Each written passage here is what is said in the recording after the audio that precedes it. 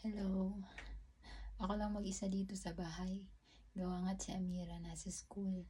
First day ng school niya ngayon. Ako ay magluluto ng gulay.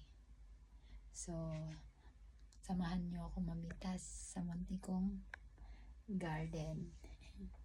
Actually, may mga halaman ako dito. Ayan. So, mamimitas po tayo ng sa bintana ng gulay. Kailangan ko ng bell paper. So, maybe medyo merong mga, ayan, medyo malaki na siya. Malaki na siya. Oh, pwede na itong pitasin. Marami siya.